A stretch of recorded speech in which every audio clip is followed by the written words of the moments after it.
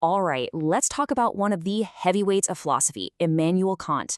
Now, this is a guy who wasn't afraid to ask the biggest question of them all. How do we actually know anything? I mean, really know it?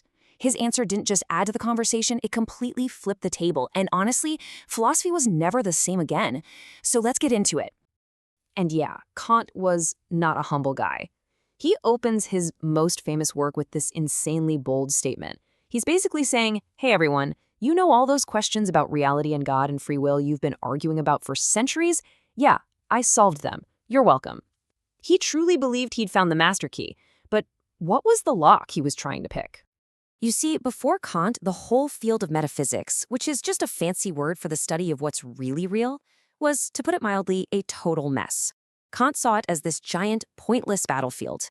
You've got brilliant thinkers on all sides fighting these endless wars over abstract ideas, but no one ever actually wins. No territory is ever gained. Reason itself just seemed to be going around in circles, contradicting itself. But here's where Kant does something different. He doesn't just jump into the fight and pick a side. No, he climbs a hill overlooking the battlefield and asks, wait a second, why are they all fighting in the first place?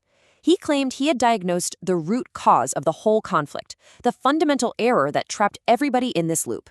He wasn't just another soldier. He was the doctor who figured out the disease.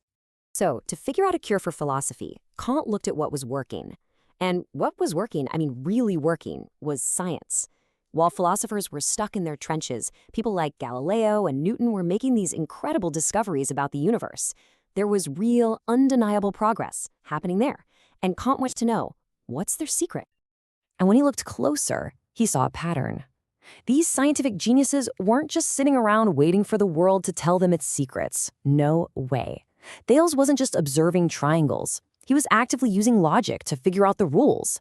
Galileo didn't just watch stuff fall. He built a ramp and rolled balls down it to force nature to answer the exact questions he had in mind. They were all actively imposing a rational structure onto the world. And this, right here, is the absolute key to Kant's thinking. Science got ahead because it changed its job description. Reason stopped being a passive little student just quietly taking notes on whatever nature felt like showing it. Instead, reason became a judge in a courtroom. It walks in with a plan, puts nature on the witness stand, and, as Kant says, compels the witnesses to reply. The scientist is in charge, asking the questions. So this all leads to Kant's big aha moment.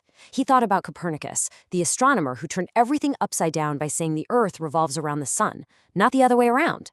Kant thought, what if philosophy needs that exact same kind of revolution?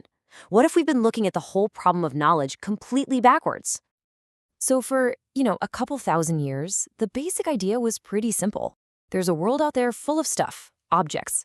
Our minds are basically just empty containers or passive mirrors. For us to know something, our ideas have to accurately copy what's out there. The world calls the shots, and our mind just has to get in line. Seems obvious, right?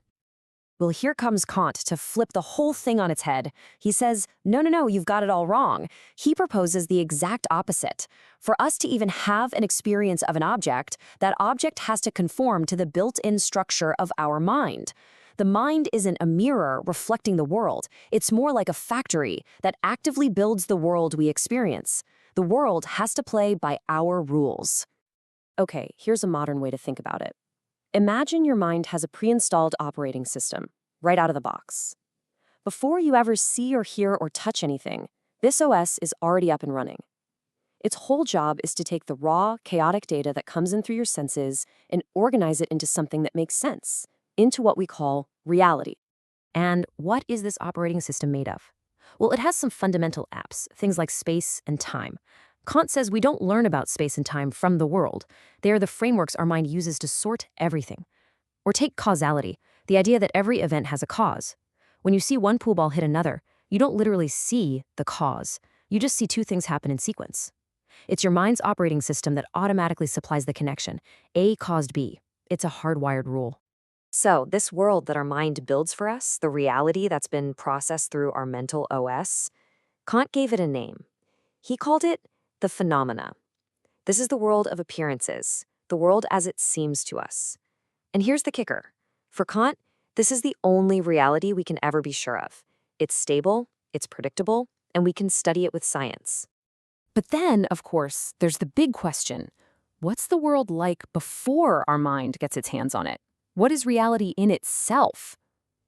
Kant had a name for that too, the noumena.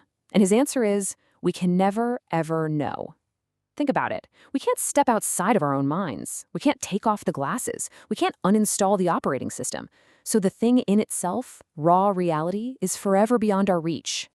To really help us grasp this new map of what we can and can't know, Kant uses this really beautiful metaphor. He asks us to picture all of human knowledge as a landscape that we're trying to explore. He says that the land of truth, the stuff we can actually know for sure, is an island. This is the phenomenal world, the world of experience. Here, on this island, we're safe. We can build science, we can have certainty, because everything follows the rules of our own mind. But surrounding this island is a wide and stormy ocean. That's the noumenal world. And when reason tries to sail out onto that ocean to speculate about things beyond experience, it just gets lost in fog and illusion. So, let's boil it all down. Kant's revolution in 3 simple steps. First, you have the problem. Philosophy was totally stuck, just an endless battlefield. Second, you have the reversal, the big Copernican flip. Objects conform to our mind. And third, the results. This means we can have real, certain knowledge, but, and it's a big but, only about the island, the world as it appears to us. And that kind of leaves us with this huge, profound, and maybe even a little bit of a dizzying final thought. Kant gave us solid ground to stand on, but he did it by drawing a permanent boundary around our knowledge. It really makes you wonder, if our own minds are co-creating the reality we experience every single day, what could possibly exist out there in that stormy ocean, forever, beyond the limits of what we can even think? Something to chew on. Thanks for joining me.